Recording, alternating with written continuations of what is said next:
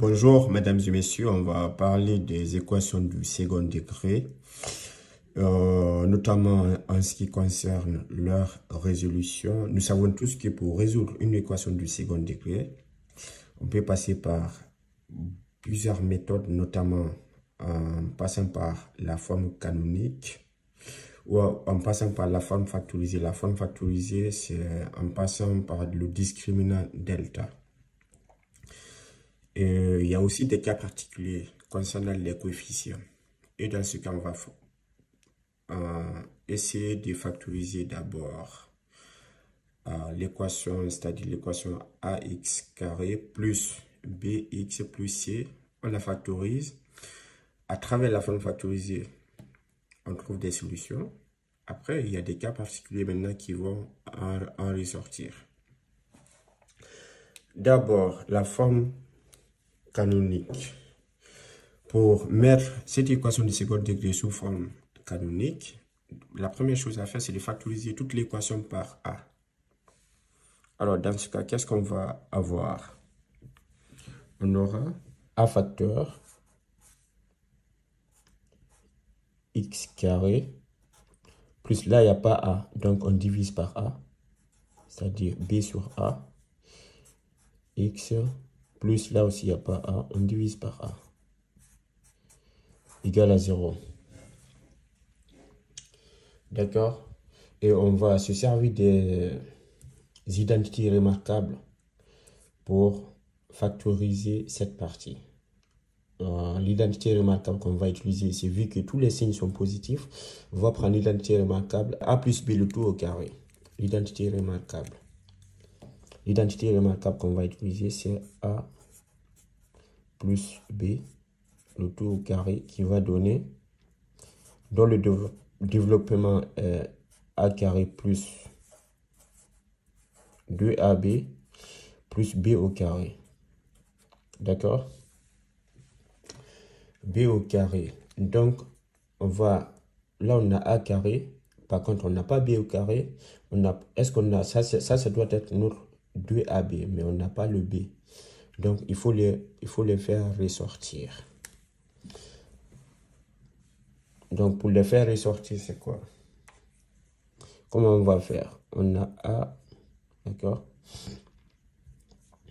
On aura a carré, d'accord? Plus 2ab. Mais là, on n'a pas 2. Donc, on ajoute, on multiplie, on divise par 2. 2ab. Le a, c'est x. D'accord? Le x sur là, je ne l'ai pas ajouté. Le b. Donc, il va nous rester 2ab qui est là. Le b, c'est-à-dire 2 sur a. Là, je vais rajouter le 2. D'accord? Donc, notre b, c'est bien b sur 2a. Parce que quand on simplifie 2 et 2, ça va nous rester b sur a fois x. C'est ce qu'on a ici. D'accord? Plus b au carré. Je vais mettre b au carré. Puisque notre b, c'est ça. Là, je l'ai ajouté. Je dois la soustraire aussi pour que ça devienne à l'état initial de notre équation. C'est-à-dire b sur 2a plus ce qu'on a c sur a. C sur a. Le tout égal à 0. D'accord? Et donc, on a a carré plus 2ab, d'accord, plus b au carré. Il va nous rester ça. Mais toute cette équation est égale à l'équation initiale qu'on a. Puisque quand un terme et son contraire égal à 0, les deux s'annulent. Là, le 2 et le 2 d'en bas, on les simplifie, ça va nous rester ce qu'on a ici. Le c sur a, il est là. Donc, qu'est-ce qu'on fait? Là, on a a carré plus 2ab plus b au carré. Sa forme factorisée, c'est a plus b le tout au carré. Alors, on a x plus b. B, c'est Notre B, c'est 2 sur A. Donc, on met tout ça au carré. Ça va nous rester ce qui est là. B sur 2A. Le tout au carré plus C sur A égale à 0. Et là, qu'est-ce qu'il faut faire? Là, il faut rendre les deux au même dénominateur. D'accord? Quand on rend les deux au même dénominateur, on aura A. Je le copie. X plus B sur A. Le tout au carré moins B. Je le copie aussi. Au carré. Plus. Là, le dénominateur commun, c'est 2A hein, au carré. Là, pour avoir 2A au carré, on fait quoi? J'aurais pu les multiplier directement, mais bon, après, là, je mets 2A au carré. Là, pour avoir, là, je vais ajouter quoi? 2. Là, on n'avait que A, donc j'ai ajouté 2. Je mets 2 en haut. D'accord. Le A aussi, j'ai ajouté A. Le A que j'ai ici, normalement, il est au carré, là. Ok, là, parce que les deux sont au carré. Là, dans ce cas, ça va être 2 au carré.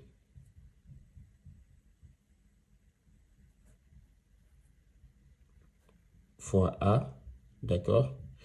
Et fois C égale à 0. Est-ce que vous avez bien compris? Là, on a 2A le tout au carré. Pour avoir 2A au carré, on a multiplié par 2 au carré fois A. On a ajouté 2 au carré fois A. 2 au carré, c'est 2 au carré qui est là fois A. Je l'ai rajouté parce qu'on peut les simplifier. Et fois le C qui était là-haut. Là, notre but, c'est d'élever tout ça au carré. J'aurais pu le faire automatiquement. Donc, on a quoi? On aura quoi, enfin? X plus B sur 2A. Tout au carré moins. Là, cette fois-ci, je le mets au même dénominateur.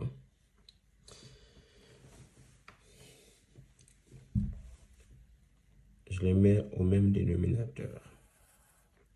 Donc, toute la fraction est multipliée par le signe moins. Là, j'aurai B au carré. Le dénominateur commun, c'est 2A, puisque le tout, ça va être au carré. D'accord? Là, on aura quoi? B au carré. D'accord? Moins, puisque moins fois moins, c'est plus. D'accord? 4, 2 au carré, c'est 4. 4AC égale à 0. Là, on a B carré moins 4AC. Nous savons tous que B au carré moins 4AC, on va la poser comme étant delta. On va dire, on pose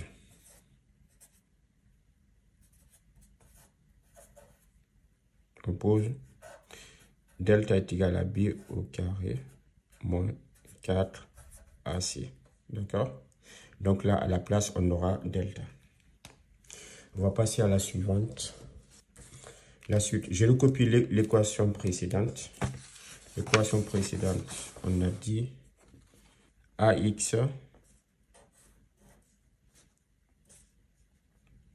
il y a le A, bien sûr. X plus B sur 2A moins B au carré moins 4AC sur 2A. Le tout égal à 0. Là, on a dit, on pose B carré, delta est égal à B carré moins 4AC. Donc, à la place de B carré moins 4AC, on met delta. D'accord? On aura A X plus B sur 2A au carré moins delta sur 2A au carré. Attention, là, il y a au carré. Sur 2A au carré égale à 0. Là, qu'est-ce qu'on va faire? Pour que les deux soient au carré, on prend la racine carrée, on la met au carré. Comme ça, on aura une nouvelle identité remarquable de la forme A carré moins B au carré. On a toujours notre A. Donc, x plus B sur 2A moins racine carrée de delta sur 2A de tout au carré égale à 0. Là, on a une nouvelle identité remarquable. On a une nouvelle identité remarquable. Une nouvelle identité remarquable, la forme A carré moins B au carré qui est égal A plus B et A moins B. D'accord? On va utiliser cette identité remarquable pour factoriser les termes qui sont entre les crochets. Toujours on aura A crochet. Donc on va écrire A plus B. Mais tout ça c'est notre A. Et tout ça c'est notre B. A. Donc A, c'était X plus B sur 2A. D'accord? A plus B. Plus, je mets plus racine carrée sur 2A. Et X plus, c'est-à-dire A moins B. La formule est là, moins B. Le B, c'est racine carrée de delta sur 2A. Moins racine carrée de delta sur 2A. Crochet égale à 0. D'accord? Là, on a 3 produits de facteurs égale à 0. Qu'est-ce qu'on dit? 3 produits de facteurs est nul lorsqu'au moins un des 3 facteurs est nul. Mais nous, dans notre cas, il y a 2 produits de facteurs qui sont nuls. Le A, il est différent des 0 par contre. D'accord? C'est une constante non nulle. Sinon, notre équation de second degré n'existerait pas. Alors là, l'expression x plus, les deux sont au même dénominateur. Je peux les rendre au même dénominateur. C'est-à-dire b plus racine carrée de delta sur 2a égale à 0 ou x, cette fois-ci, x plus toujours b moins racine carrée de delta sur 2a. D'accord? Égal à 0. Alors, on peut faire comme ça. Cela équivaut à écrire A différent du 0. Ça, c'est x1 qui est égal. x1 égale à quoi? On peut dire x1 est égal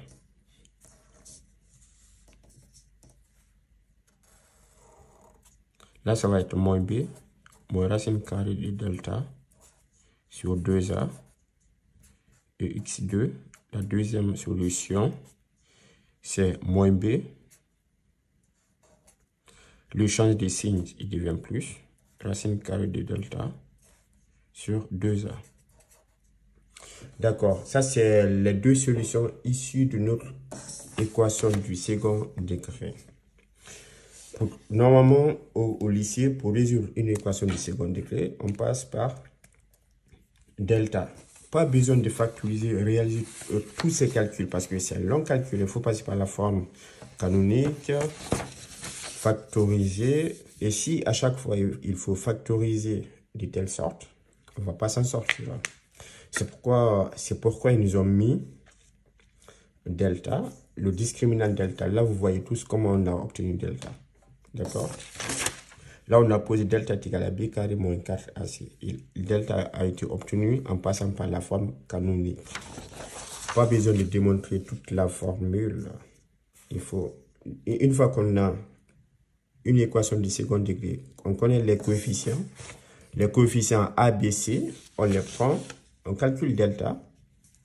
On calcule delta. Une fois que delta est connu, on peut trouver les solutions en x1 et x2. Là, on va faire les cas particuliers. C'est-à-dire, si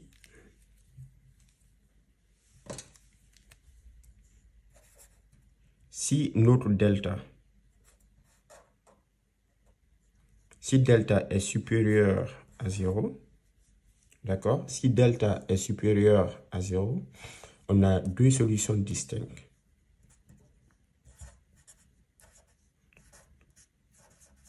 Deux solutions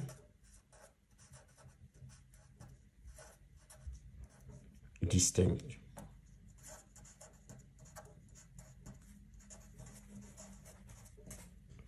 D'accord? Deux solutions x1 et x2. Deux solutions distinctes x1 et x2. Maintenant, ça c'est premier cas. Deuxième cas, si delta égale à 0, l'équation a une seule solution. L'équation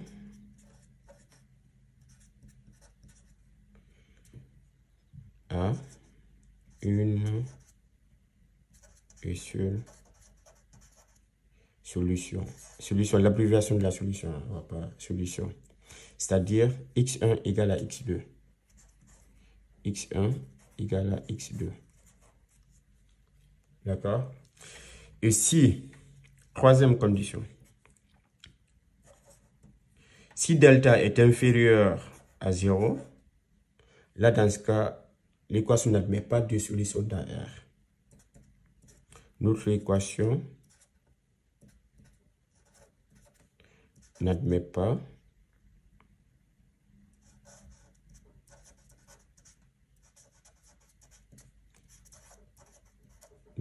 de solution dans R.